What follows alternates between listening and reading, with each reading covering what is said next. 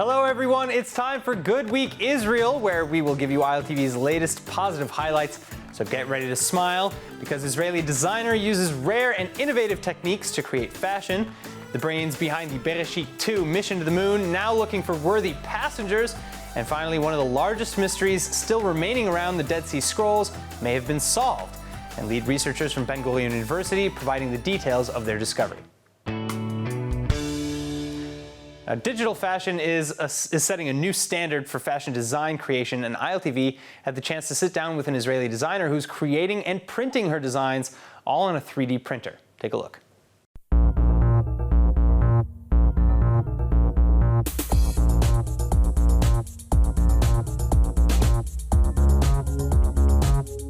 We're here right now with Shenkal graduate Danit Hereg, who is one of the only designers right now in the world using 3D printing for her designs.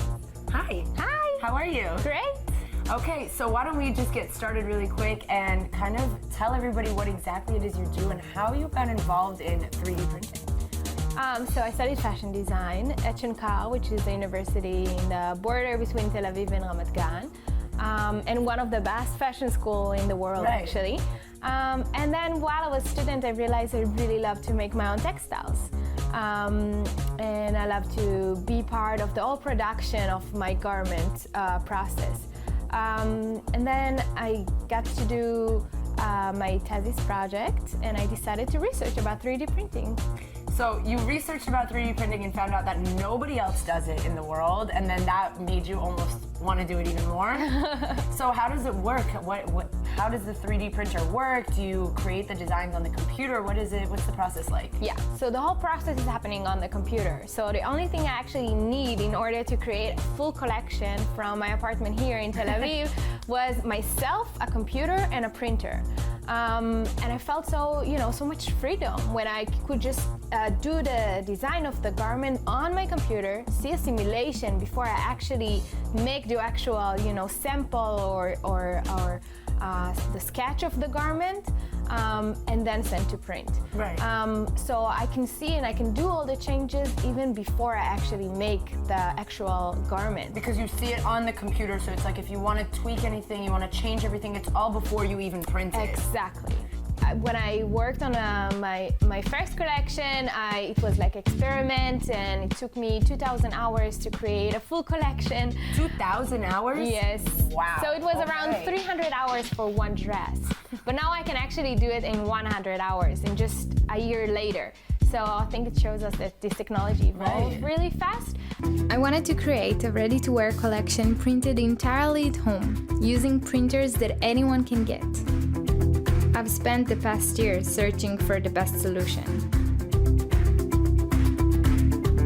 I worked with leading experts in the field. We shooted this video and we put it on Facebook, and it's got 5 million views in like 2 weeks. Wow. It went completely viral. Now there is probably like 7 million or so. And that's what leads me to the curiosity of the press, and then from all these conferences, want to learn about my workflow and my recipe and my vision about how I see the future of fashion. So now I get to talk a lot. Now you get to teach other fashion students around the world, like what it is, and don't be afraid not to be touching the material itself, to learn to trust the new technologies that are out there. And also the lessons I learned from how important it is to share, because most of the time or sometimes students are so scared to be copied or they're afraid to put their ideas online because they don't want anyone else to take it. But on the other hand, you get so much benefits when you actually share and you open with your ideas, and you get a lot of benefits, from sharing that. and feedback. What's exactly. And even if someone will do something like me, I will learn from them, And this is how this technology or the world should move, because we're learning from each other. There is nothing we can do, it's amazing. Beside embrace it. Right. So what about internationally? How have you been How have you felt that you've been like accepted internationally? How does that work? So I have an amazing experience. Yeah. In the past year and a half, I got a chance to, share my knowledge and everything I learned and teach more people and maybe even push this technology farther because there is such a lack of information and sometimes people are even scared out of 3D printers. Right. So I'm really happy I got to this position to speak at TED, for example, in New York, amazing. and having more than 1 million of people watching my TED Talk and translate it to 40 different languages. So it also shows me that people want to learn about this topic. They find it fascinating, and the fashion has to, fashion is constant change all the time, and it's could be one of the revolutions that happen in this industry. So it's very interesting too. And you've gotten a lot of attention though internationally. New York Times, a lot of people have been writing about you. And what's that like? What is that feeling like? You graduated almost 2 years ago, right? Something like that, a year and a half ago. A year and a half out of school, and you've gotten all this attention. What is that like for you? So at the beginning it was overwhelming, but on the other hand it was amazing, and it was a blast, and I still feel like I'm kind of living my dream because I can continue doing my creations and even give value to this industry, which is really hard because probably every fashion designer know how hard it is to be innovative in this industry. Be different and new because fashion has been around for years. Exactly. So it's how do you make something that's never been created before? And you literally found something that's never been created before, never been tried or tested or done on a runway. What is that like, creating something and seeing it walk down the runway? It's amazing.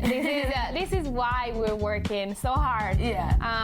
Because then you have this minute and a half of the women models walking with your designs and see their comments and the way they're enjoying wearing these outfits because it's something it's different than anything else you ever been worn before. But it is very soft and it feels actually very nice on the body. So to see their reaction and their excitement before they actually runway and then they rock it, it's always a fun thing to see. So why don't we check out some of your designs and maybe you could try something on? Sure. Great. Yeah.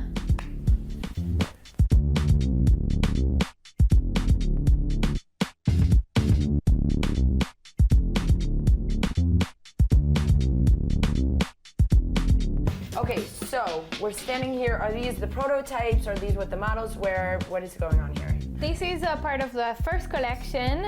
Some of the items are now in different museums and conferences. So you see very little from the first collection and some designs from the second collection. This is the actual dresses that the models are wearing for the shows. Right. And this dress, for example, was presented in Rio 2016 at the Paralympic opening ceremony. Wow. So the dancer, she was dancing with her double amputee. She's a double amputee, and she was dancing with a robot, wearing a dress that's made by a robot because 3D printer is also sort of a robot. That's amazing. And it was all about the connection between humans and technology, which I think the Paralympic is anyway mostly about. Right. So this is the shoes I made for the first collection for the models. It's made from hard material. The heel is more solid and the flexible straps. So it's two different materials. It looks so delicate, and you're just squeezing it like this. No, it's not gonna break. It's very strong, yeah. And the models wore these on the runway. The models wore them, I think, 70 times this year. It's been worn the shoes for the runway, and they loved it. The models, they actually really enjoyed wearing the shoes. Now, it's been nearly a year since Israeli startup Space IL announced its second lunar mission, the Bereshit 2, and it's slated to be launched into space towards the end of 2024. But until then, Space IL is issuing an open call for proposals, asking international bodies from all over the globe to submit their experiments for a chance to hitch a ride out of orbit. I sat with aerospace correspondent for CTech by Kalkalist Yafit Ovadia to find out more. All right, so my first question, what are the new developments concerning the Bereshit? Well, first of all, Space IL has managed to raise the requisite funding of $70 million, so now they can begin construction of the craft. Wow. And second of all, the shift and focus of the second Bereshit mission is different. It has shifted from that of the first. The first was mainly focused on Israel, and it didn't really contain any experiments on board, just some patriotic paraphernalia. But the second, on the other hand, is open to other countries, allowing them to send their experiments and ideas to space. I guess it's probably for the best, seeing as how the first one had a rocky landing at best. Yes, you could say that. So, what about maybe some new developments concerning astronauts? Concerning Eitan Stiva, well, he's been quite busy. He's been spending time in Florida and in Texas at the NASA training facilities and also at the SpaceX training facilities with the rest of his crew. He's been trying out the zero gravity machine, and he's also met with a lot of experts in Israel who are representatives from some of the companies whose experiments he's going to be taking with him to the space station. And probably the most exciting of all, a final date for his flight was just announced. It will be February 2nd, 2022. Have an official date then. That is spectacular. All right. Yes. Back to the experiments. What kinds of experiments are we looking to send with Bereshit? What maybe are the experiments that are best suited for the moon? Well, first of all, they can either fit and be on board the landers or on the orbiter. Recall, it's a three-part spacecraft. So those geared for the orbiter need to study stuff on the ground. So that would be lunar soil, astrobiology, lunar environmental conditions, even lunar sustainability, how humans can produce food and water from the moon. And those can last up to 72 hours, while the ones geared toward the lander have a slightly longer lifespan. They can last between 2 and 5 years because the orbiter plans on being in operation for that time. And they'll study the moon from a distance, so in areas such as remote sensing or the lunar orbit. How many people have applied? What kinds of experiments are maybe already under review? And when's the deadline? Okay, well, the deadline is November 15th, and the winners will be announced in 1 month after that, so in December.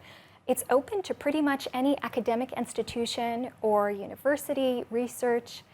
No individuals who just happen to be super awesome and smart and submit something worthy? Unfortunately not, but it's also open to companies who have groundbreaking ideas. And of course, those organizations have to be, in some sense, have some type of diplomatic relationship with Israel. Well, I think we have a lot to look forward to, especially in November and December when we start to see what these experiments will be. And of course, very excited for Eitan Stiva. Yes. Yafit, thank you so much for being with us. Thank you. Thank you. All right, next, get ready to take notes because we went to restaurant Toro to learn how to prepare delicious dishes.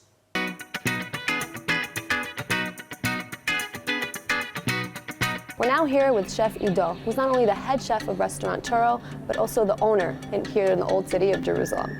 So what is the first dish that you're going to make for us today? We make today the tartar salmon. So what are the ingredients? Miso sauce, Asiatic sauce, okay. We have mint, we have cucumber, onion, red onion, green onion, and black sesame. First step, you got to chop up the We need to chop the fresh salmon, okay, to clean it. Take fresh mint, cucumber, red onion, sesame oil, olive oil, lemon juice fresh. Everything here is very finely chopped, very, very small pieces. Yeah. Now we mix everything. This neighborhood is Mishkanot Shananim. It's the first Jewish neighborhood in Jerusalem. Yuda Tero is Jewish American. He brings the money for Moshe Montefiore and bring all this neighborhood. When did you open this restaurant? 4 years ago. People come over here just to travel, to see history in this neighborhood. And to come to eat food in this view. So. This is the miso sauce, black sesame, baby beet, over here. Enjoy. So this dish is pretty easy to make. It took us a couple of minutes. It's beautifully presented, it's healthy. Tell us about the style of food you have at this restaurant. All the fish, all the meat, everything must to be over here fresh, all the vegetable. A big collection of wine over here. Here in Toro, we are chef kitchen. We have a little bit from everywhere, a little from Asian, a little from Italy. We have So not specific to one. no, it's a one fusion. region. Yeah. Okay, dish number 2. What's on the menu? Endive salad. Endive salad? Yeah. Okay. What is the first step to make the salad? We put a leche inside, cut with the hand, with not knife. Okay, it's important. Arugula, celery, green onion, apple. A green apple adds some sourness to it. Yeah, we have nuts. Pasta with honey.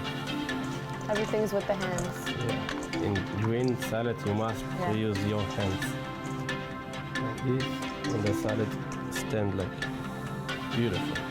You take black quinoa, salt, olive oil, lemon juice, fresh too.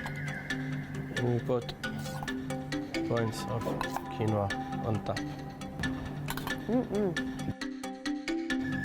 So now that we made the food that's on the starter menu, the simple dishes, why don't we go inside the kitchen and make some real food? Let's make food. Let's go. Let's make a fish. Okay. Okay. We have a sea bass fish. Again, fresh. We put salt, pepper, put a little bit oil, and we start. Okay. We start from the side with the skin. Yeah. We put it something like 1-2 minutes each side, and after I put it in the oven. All the green vegetable you need to boil in water. After the water, you need to go to ice water. Oh, that's a nice Same trick. about the color. To preserve the color? Yeah. Okay.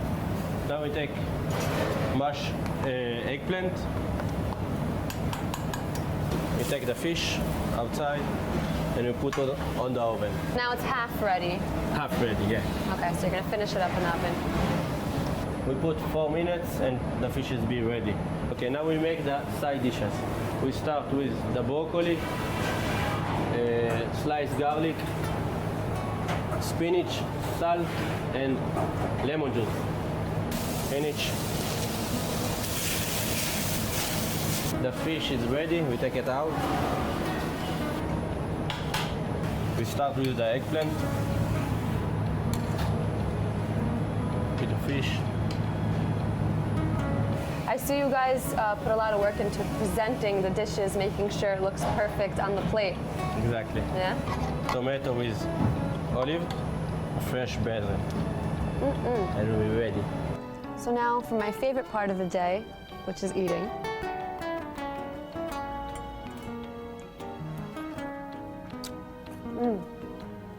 Could really taste the freshness. Raw fish is my absolute favorite. And I bite lettuce.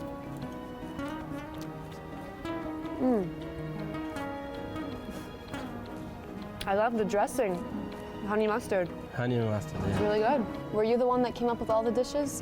Yeah, it's me and Benny Ashkenazi, Another chef? another chef. Thank you very much. I like how you presented the dish to us. It's not too much.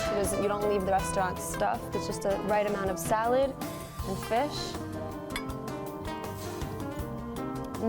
Wow. The smoky flavor.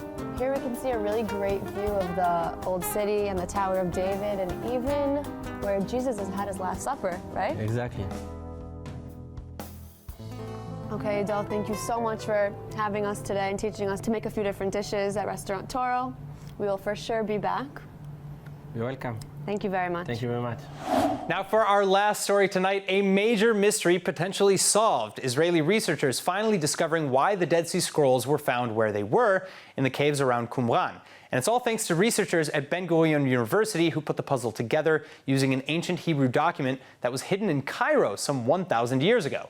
We were joined by lead researcher in the discovery, expert in ancient Semitic languages, archaeologist, biblical researcher, and lecturer at both the Israeli Museum in Jerusalem and Ben Gurion University, Dr. Daniel Weinstub, to hear all about it. check it out. Thank you so much for joining us, Doctor. Now, why were the scrolls stashed in Qumran? What is the theory that you've kind of unearthed here? Hi, Shalom. Well, we already knew before my investigation that the many scrolls, not all of them, of course, were brought to the site from many different places all over the country, thanks to chemical analysis of the scrolls. But now we know, it's my opinion at least, how it happened. Because any year at time of Shavuot, that is about May, all and every one of the members of all the communities scattered all over the country, conforming the sect, was obliged to gather in one single place for participate in a special ceremony. The renewal of the covenant, the bridge between God and any and each member of the sect.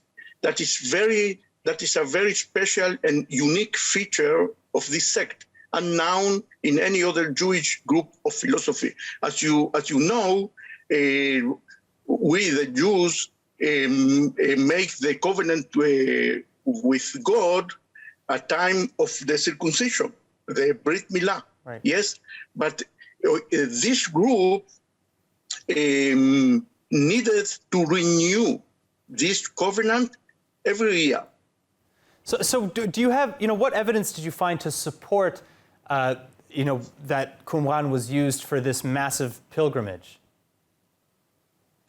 The two main points of my investigation are first, that the impressive infrastructure of Qumran, with its enormous ritual bath, the mikvaot, and water reservoirs, fits exactly the needs for this one time a year gathering of 3,000 or more of people for a few days.